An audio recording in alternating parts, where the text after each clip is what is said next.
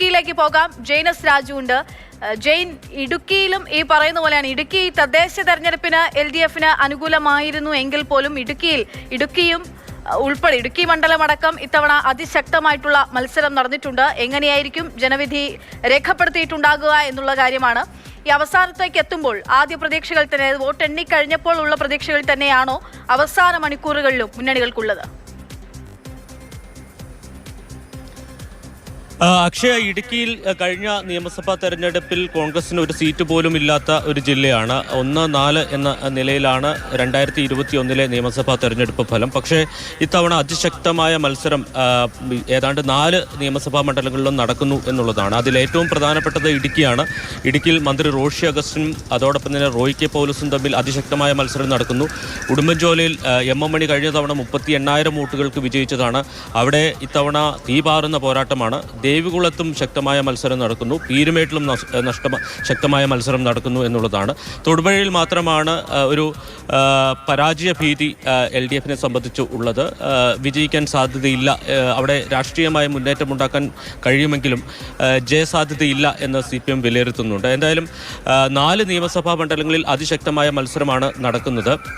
നിസ്സാര വോട്ടുകൾക്കാണ് വിജയിച്ചാലും അവരുടെ ഭൂരിപക്ഷം അത്രയും ഉണ്ടാകൂ എന്നുള്ളതാണ്. ഇതിൽ ഏറ്റവും പ്രധാനപ്പെട്ടത് ഇടുക്കിയാണ്.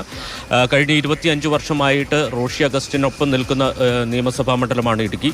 ഇവിടെ ഇത്തവണ കേരള കോൺഗ്രസിൽ നിന്ന് ആ സീറ്റ് എടുത്ത് റോയ് കെ പൗലോസ് മത്സരിക്കാൻ എത്തിയതോട് തന്നെ മത്സരത്തിൻ്റെ ചിത്രം തന്നെ മാറിയിരിക്കുന്നു.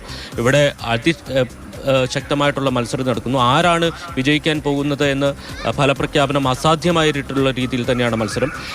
ഉടുമ്പൻചോലയിലേക്ക് പോയാൽ നമുക്കറിയാം, MM മണിക്ക് 38,000 വോട്ടിൻ്റെ ലീഡ് നൽകിയതാണ് കഴിഞ്ഞ തവണ. പക്ഷേ അവിടെ ഇത്തവണ MM മണി ഇല്ലാത്തത് കൊണ്ട് തന്നെ അവിടെ ചിത്രം മാറിയിട്ടുണ്ട്. അവിടെ ശക്തമായ മത്സരം നടക്കുന്നു. CPM ജില്ലാ സെക്രട്ടറി പറഞ്ഞത് 15,000 വോട്ടിൻ്റെ ലീഡ് അവിടെ ഉണ്ടാകുമെന്നുള്ളതാണ്. അതായത് 38,000-ൽ നിന്ന് 15,000-ലേക്ക് എത്തുമെന്ന് CPM തന്നെ കണക്കാക്കുന്നുണ്ട്.